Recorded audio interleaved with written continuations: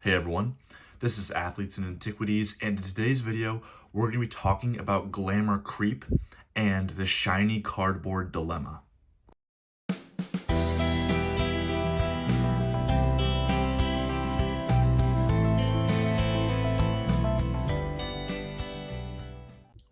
So in this video, we're going to take a little walk down memory lane and go through the history of the Pokemon hobby and a little bit of sports as well, and talk about this thing that I've came up with it on my own. I don't know if I'm the first person to ever say it, but I'm using the term Glamour Creep.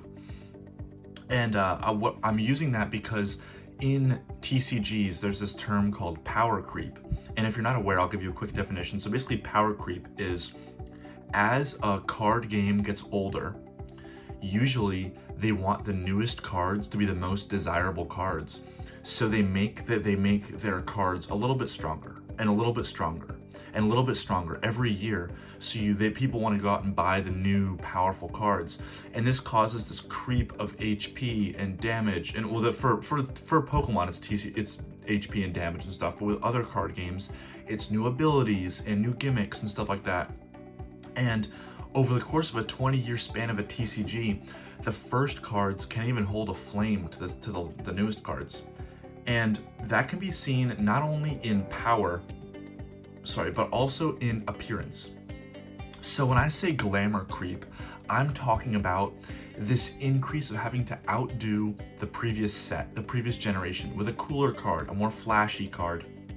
And it kind of spirals out of control almost, and maybe not out of control, but I'm gonna show you through the history of the TCG how we've evolved with Glamour. So the first sets, all we had were commons, uncommons, rares, and then holo rares. So this is the holo rare, Charizard, obviously from base set, and this was the first like flashy card. It was the first this holo rare was the first really desirable rarity tier in the hobby, because it was the best thing for the first sets. There was nothing better than a holo for years and years. So they thought, oh, we'll make the background holographic with some cards like Shining Charizard and stuff. We'll make the actual Pokemon itself holographic, but the rest of the card really remains unchanged. But then later on, about a year later, they realized, hey, it'd be cool? It'd be pretty cool if instead of making the holo on the foreground, in the picture, let's make it around the outside, on the text. So this is a PSA 10, flex, not flex kind of. But they took a Cosmos holo and they put it around the card. They're like, damn, this is awesome, they're very stunning to look at. So much holo texture on one card. You can still see the picture perfectly, but now you have this awesome border around it. Like, that's awesome. They came out with this, with like Southern Islands, with some Neo promos, with like Legendary Collection and stuff like that. And that was about as crazy as Pokemon got, unless you want to talk about like Ancient Mew or something. But that was about as crazy as Pokemon got until Nintendo took over. Before Nintendo, all we pretty much had were holos and reverse holos, and with those random one-off exceptions like the Ancient Mew and that Trade Please card that had a reverse holofoil on the back. I'll show you a picture of that, but it's really interesting card. But those were the only really exceptions. But then Pokemon the card game was handed over back to Nintendo, and Nintendo said, you know what, we're no crazy. We're gonna go with this new variant called EXs. And so now we had a holo board, we had a holo picture. We also had a holo border, which we had never seen before. And with the power creep side, all these Pokemon got very powerful very quickly. But this was a very flashy card compared to a normal holo. It's so visually, it sets itself apart so visually. And it was a huge step forward in really making cards glamorous, flashy. I'm gonna say those words about 1,000 times in this video, but I don't really have a good vocabulary to replace them. But very visually, like, not aggressive, but very like sharp cards. So Pokemon came out with the EXs. They're like, well, how much better than that can we get? Like, we've got our holofoil borders, we've got our holofoil card pictures. We still have our reverse holos, which vary from like a sheen holo for Ruby and Sapphire to like the in the picture holos from like the other EX sets, but that was pretty much all they got until later on in EX when they started doing Delta Species. I'm gonna start moving these off screen. So now we got Delta Species, and this isn't the set Delta Species, but is a Delta Species Pokemon. And now they're giving us gold borders, gold text on the character, gold HP, with the same holo in the center. And this was another very visually stunning card. We still had EXs, we still had holos, we're adding a lot more layers here. So now we have commons, we have uncommons, we have rares, we have holo rares, we have reverse holo rares, which I'm making its own distinction because now it has a gold border. We have EXs, so we have so many different layers. They add gold stars into, I don't have any gold stars handy, but so now I don't even know how many, I wasn't even counting how many rarity tiers that is. What is that, like 7 in this? What is that? I'm gonna count them. Common, uncommon, rare, holo rare, reverse holo rare, which you could argue is the same thing as holo, but I think they're distinct enough. So that's 5. Then we have EXs, we have gold stars. We're at 7 different distinct levels of like a flashiness of a card. And we're only in 2006, and there's 7 different distinctions in the same set. That is nuts for like sets like EX Delta Species, EX Dragon Frontiers, sets like that. They got crazy. And then Gen 4 comes along. After EX Power Keepers, Gen 4 comes along, and they try something new. Now we have level X. I'm just gonna take these cards off because they're gonna pile up really fast. So now we got level X's. And level X's are very similar in appearance to EXs. They have the silver border, but now they have a little holofoil X up there, almost like the gold stars did with a little gold star. The level up logo is holo. Picture is still holo. Now we got this holo text box down here. Not a huge step forward, but it's still a very noticeable art change. And I think this plays into a glamour creep. So very similar to EXs, but I think they're distinct enough to make it its own thing. So level X's come along, but they're like, you know, level X's are cool, but now we want to add something else. We want to add reverse holo shiny cards. These are these are kind of slept on a little bit. So if you don't know about them, in some Diamond and Pearl sets, there were very difficult to obtain shining cards of like a common, of like a regular Pokemon. There's like Ponyta and Drifloon. I think there's like a Gibble and stuff like that, or what is it, Bagon? I think Bagon has one, and it's a reverse holo with a Pokemon, with a shiny Pokemon in the art, and that's just a new rarity tier, a new type of card to collect, a new different kind of shiny card that everybody wants. So they add that, I think like midway through Gen 4, and then as Diamond and Pearl wins down and Heart Gold Soul Silver picks up, then they start throwing primes at us. And primes, again, look very similar. This still isn't a huge step forward from Gen 4. From earlier Gen 4 and EXs and stuff. We have our shiny border here, and the art is shiny. Like the text of the Pokemon is shiny too. It's kind of hard to tell. It's like a very muted, dark picture, so they look very different, but we're still taking these little steps forward of finding new ways to add sparkle to a card. So our little monkey brains, it makes us happy, you know? And I'm gonna cut the video 1 second. All right, sorry about that. I just have to grab something because I forgot it. So after primes, we get Legends cards. And I'm gonna put them on screen because I don't have one handy. Legends cards are a huge step forward. Now, this is the first, I guess you could call it a full art, where a card, like the picture of the Pokemon goes through the text. And this was insane. It might not seem insane now, but as someone who was there in the moment when those cards were new, I was still playing the game. I was very engaged during that whole Heart Gold Soul Silver era. It was crazy to like, I didn't even think that was possible. And alongside that, they had 2 Pokemon sometimes on the same art. It was 2 cards you had to put together, but still, like you could have, I believe one was like Cresselia and Darkrai. And it was like, you can have both of those in your attack position at the same time. Like it was nuts. They looked amazing. They had a full holo on the front. They had a great art. The text was like broken up by the character. It was really insane, and that was a huge step forward in our Glamour creep, because now they just set the bar from here with like primes, and then they put the bar way up here, and now people loved them, but now people had that standard. They saw what Pokemon could do, so once again, they couldn't just go back to common, uncommon, rare, holo rare. No, they had to keep that same level or increase that level.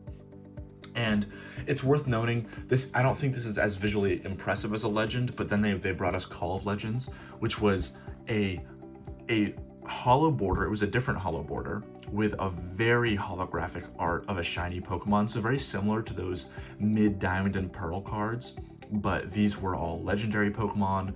It was a very, another, like I said, glamorous, very attractive, very sparkly card to collect. And by this point, if a set doesn't have something like that, no one cares. You need to have a gimmick. And we can see that with some sets after this that didn't have that, and people didn't really care about them.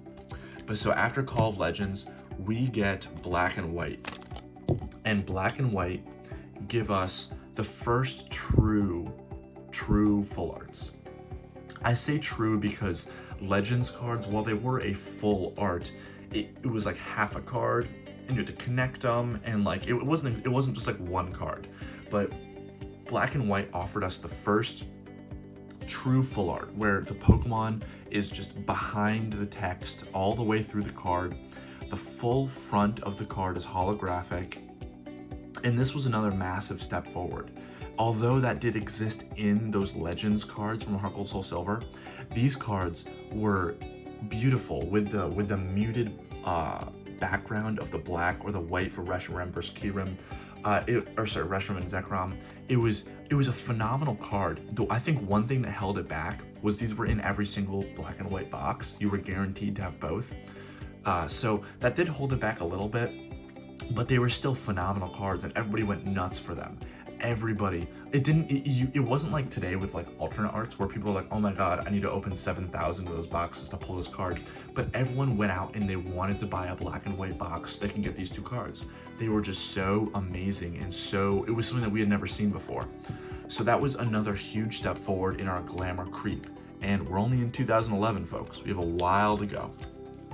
So later on, so in Black and White, they kind of made a little mistake here, I think, where they had this idea of EX cards, but they didn't release them right off the bat. I believe the first set with EX cards was Next Destinies. So in between Black and White and Next Destinies, they just gave us more of these like plain full art cards with that they weren't EXs, they weren't powerful. It was just a card from that set that now had like this newer art.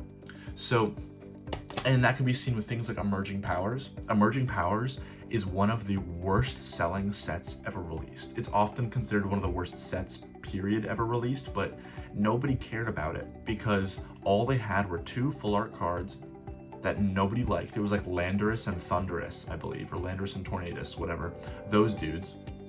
And then it was just common, uncommon, rare, holo rare. Just like we had in base set, aside from those two full arts. And these obviously were different because these were the first ones to do that, but then they just didn't change it at all, and everyone was like, oh, okay. But so think about it. In Gen 3, in EX Unseen Forces and EX, Delta Species, we had, 7 different rarity tiers, and they waned back to like 4. And people were kind of like, we've seen more. So things like Emerging Powers didn't sell well, but then they come out, I think starting off with Next Destinies, they come out with EX cards. And this is a capital EX, so different from the previous EXs, and just look like even though it's not a full art, they had full arts in these sets, which I don't have handy, unfortunately. But with these EXs, they took a step forward from Gen 3 EXs, where now the face of the Pokemon is like popping out of the art, almost like you saw with Gold Stars a little bit, but the face is like popping out of the art. There's this like, depending on the Pokemon, there's like stuff around the border, whether it's electricity or like water or fire, whatever it may be. Something that has to do with that Pokemon is like around the border, so it feels like this Pokemon is just exploding out. it just feels more powerful. And that, I don't mean that in terms of a power creep. While that was true, I mean it more in terms of like the glamour of like the appearance of the card just feels different. It feels stronger.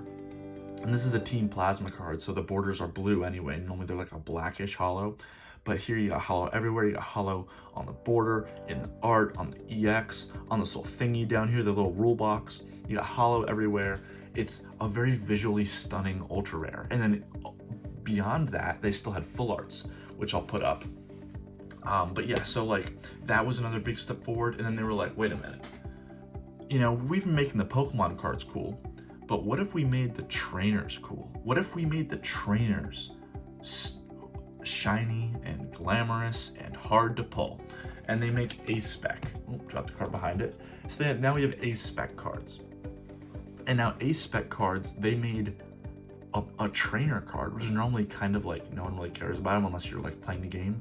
Now trainer cards are a pull. Like you get excited. I think it was like 1 a spec per box or something. Like you got pumped if you pulled a spec card. So now alongside the Pokemon, now you got trainer cards with holo on the borders, holo in the art, holo for all the stuff on the side, a spec with like its little rule there. You can't have more than 1 a spec in your deck. Now we got holo everywhere on even trainer cards, which was another pretty big step forward. It was the first time we've ever really seen that. We've seen trainer cards that are holo for like a promotion, like promo cards from a tournament or like a reverse holo from the set, but not as like its own chase rarity. So that was new for that regard. And then we move on to things, we still have EXs and the X and Y, but now we have stuff like, we bring back Shining cards. Shining cards existed in Neo Revelation and Neo Destiny, but they brought them back for Shining Legends. So now we have a whole new rarity with that. They were textured just like those Neo cards. I think this was the first time they brought back texture since then. Correct me if that could be way off, but I don't. So they had cards like that. And then they were like, what if we put cool stuff in the reverse holo spot? And they made things like prism cards. And this, nothing went too crazy here, but now they had this like weird symbol behind the art. They had never done that before. Actually, just kidding, they did in Fire Leaf Green, but for reverses, but that's irrelevant. So then they throw prisms at us. And as you can see here, I know if I'm sorry if I'm droning on here, but they're bombarding us with different kinds of, different ways to display a Pokemon, different art styles. And none of this is necessarily bad. I don't think it's bad. I think it's all good, but it's important to note that like they're constantly trying to outdo themselves. And as we can see, it might get harder and harder as we go on. So then GXs come, and now we got full art GXs too, which are like meh, and like I don't really want to talk about GXs much because I think GXs are kind of meh. But then they make tag teams, and tag teams, they bring back the idea of legends, where it's let's put 2 Pokemon on the same card. And this, everyone goes crazy for them. Everyone loves these. This is an alternate art because like the regular one is kind of boring, but this promo version is very beautiful. So now we got holo everywhere. A new glamorous, a new attractive, a new shiny way to display Pokemon. And so we go through with that. And now we get into the modern age, which I'm calling like the golden age of glamour. Because, so one thing I want to talk about first is they had hyper rares. And I know people like Jake from Pokenomics love hyper rares. I think they're personally ugly. That was way too much glamour. That is when they took a step too far, and they were like, oh, people like shiny, let's make this card as shiny as possible. And in my opinion, they're all eyesores. They don't look good in my opinion, but they realized they weren't very popular when they started making cards like alternate arts, where alternate arts and character rares. And I think now we are in the best place we can be with art. Now we're in the present with alternate arts like this, where like the English ones are like 1 in 3 boxes or whatever, and we have these character rares where it's just a simple common card that you can get in a reverse holo slot. They're not hard to pull, you get a lot of them, but they are so beautiful. Look at this Mew, just sleeping in the forest with all of these other Pokemon watching it like it's some like deity. It almost looks like it's like a nativity scene. If you're a Christian, it reminds me of that. Like, the reason why I say we're in the golden age of art right now is because they realized people want, I'm gonna say it again, glamour. They want a flashy, shiny card, but they want a flashy, shiny card that looks good. They don't want cards like this where it's just, look at that. It's just like, in my opinion, they're kind of gaudy, way too flashy, way too much going on. It's just this massive blown up image of the Pokemon with all this like crap around it, honestly. But now they're like, you know what? Let's just give them actual art. Like, these are pieces of art. And they have some that are hard to pull if you're into that, and some that are cheap if you just want that. But this is the peak, in my opinion, of glamour creep, because we've gotten to a point where we're getting cool cards. Like, I love WotC, but holo rares only can go so far. But now we have a beautiful card, but it's not gaudy. It's not ugly. It's not too flashy. So I think we're in a good spot right now. And I have high hopes for Scarlet and Violet, because we've seen some alternate arts from that. And I just want to talk about that glamour creep, because the hobby has to the company has to constantly outdo itself, because they see what happened previously and they want to outdo themselves, so new stuff sells. Because if the older stuff is cooler than the new stuff, people are not going to buy the new stuff. If they opened Scarlet and Violet and there were no alternate arts, people probably wouldn't care as much. They would still just collect Sword and Shield. So, and every hobby does this. So I want to talk about sports for a little bit. And because cards used to just look like this. It was just the photo of the athlete, the team, the name, the position, the stats on the back. And they're like, what more could you possibly want? You got everything you have here. You have an amazing shot of Michael Jordan, but what else could you want? And then in 1993, they made Topps Finest, and this was the first like insert set. And everyone was like, oh my God, this is crazy. And ever since then, I'll put some on the screen, the 90s happened, and the sports scene just went bam. And they unloaded different types of inserts, different types of numbered cards, chase cards, different rarities, insane rarities, very common rarities. They just put everything they possibly could into their sets, and it was really like a beautiful time in sports cards. And now I think the market is a bit contrived. We're very focused on just a number on a card. If this is 1 of 1, everyone loves it. If it doesn't, nobody cares. I'm not a huge fan of that, but you see it in every hobby. So I really just wanted to make this video because I want to hear what you guys think. What do you think about that glamour creep? Do you like it? Do you dislike it? Do you think it can go too far at a point to go from, but like to see us go from this to like cards like this? Like, you know, what do you think about this? Do you think we're taking steps in the right direction? And where along our line do you think we went too far? Where do you think cards became so flashy they were ugly? And have we improved since then? Have we not? I would love to hear what you think about that. But I've been rambling on a lot in this video. It's more just me verbalizing my thoughts on things. But yeah, let me know what you think about this. I'd love to hear it. Thanks. Bye.